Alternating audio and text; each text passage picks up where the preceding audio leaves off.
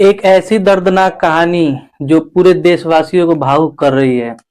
कल्पना कीजिए कि एक इंसान जो जीना नहीं बल्कि मरना चाहता है, लेकिन वो अपनी मौत भी खुद तय नहीं कर सकता है।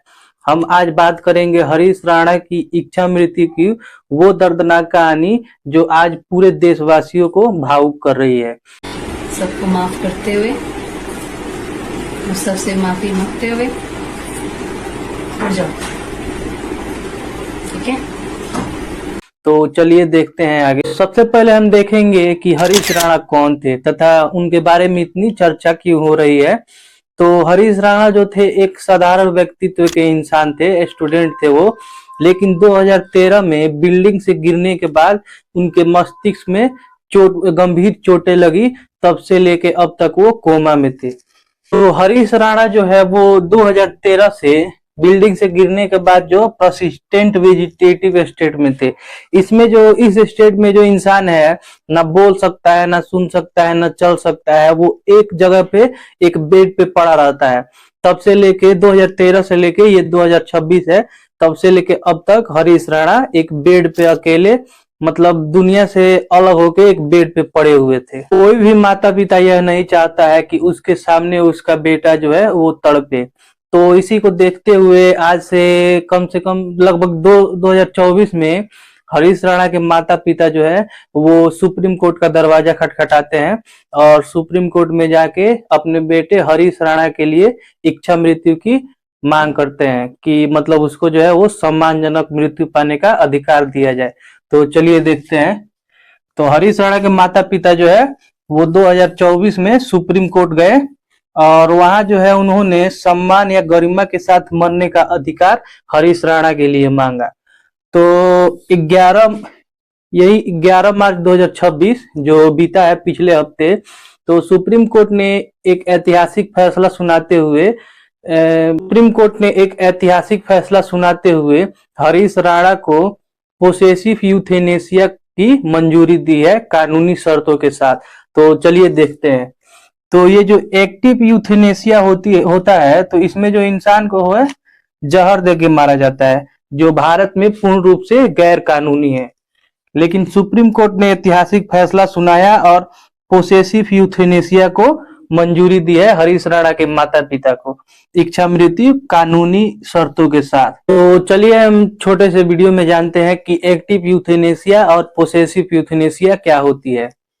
तो एक्टिव यूथेनेसिया जो है उसमें जो है किसी मरीज को जहर दे के मारा जाता है, इंसान को जहर दे के मारा जाता है, जो भारत में पूर्ण रूप से गैर कानूनी है और प्रतिबंध है। लेकिन जो है सुप्रीम कोर्ट ने ऐतिहासिक फैसला सुनाते हुए पोसेसिव यूथेनेसिया पे फैसला सुनाया है। और पोसेसिव यूथेनेसिया में क्या होता है, इच्छा मृत्यु में, इसमें जो है जो मरीज है, अगर कोई मरीज जो है वो भविष्य में फ्यूचर में उसके मतलब ठीक होने का चांस बिल्कुल 0% है, तो उसकी जो है वेंटिलेटर सिस्टम को हटा देना, लाइफ सपोर्ट सिस्टम जो मशीनें हैं जो बीपी पल्स बताती है उसको बंद कर देना, जो जरूरी दवाएं हैं मरीजों के लिए, जो मरीज है उसको बंद कर देना, दवाएं नहीं देना। इससे जो है वो इंसान जो है, मरीज जो है वो एक प्राकृतिक रूप से सम्मानजनक मृत्यु पा सकता है। हरीश राणा के लिए फैसला लेते समय जो सुप्रीम कोर्ट के जज थे वो भी भावुक हो चुके थे। तो चलिए देखते हैं कि सुप्रीम कोर्ट के जजों ने क्या कहा। तो सुप्रीम कोर्ट के जो जज थे जस्टिस जेवी पादरीवाला और जस्टिस केवी विश्वनाथन की पीठ ने फैसला सुनाते हुए यह कहा कि बिना सुधार की उम्मीद के इलाज जारी रखना केवल उनकी पीड़ा को बढ़ाने जैसा है। अर्थात कोई इंसान जो है वो भविष्य में ठीक नहीं हो सकता है और उसका इलाज जारी है, तो उसका केवल जो है पीड़ा बढ़ाने के लिए है। और उन्होंने अंत में फैसला सुनाते हुए यह फैसला लिया कि अनुच्छेद 21 के तहत गरिमा के साथ मरने के अधिकार को मान्यता दी। अर्थात जो सुप्रीम कोर्ट है उसने फैसला सुनाया कि अनुच्छेद 21 के तहत गरिमा के साथ मरना भी एक अधिकार है और उसको मान्यता दी। हरीश राणा का यह केस भारतीय इतिहास में एक मील का पत्थर साबित हुआ। सुप्रीम कोर्ट के फैसले ने उन हजार परिवारों को एक उम्मीद दी है जिनका कोई अपना सालों से तड़प रहा है। तो चलिए जो पोसेसिव यूथेनेसिया अर्थात शिक्षा मृत्यु है उस पे एक नजर डालते हैं।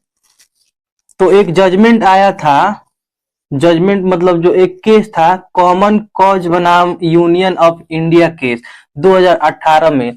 इस पे सुप्रीम कोर्ट ने फैसला सुनाया था।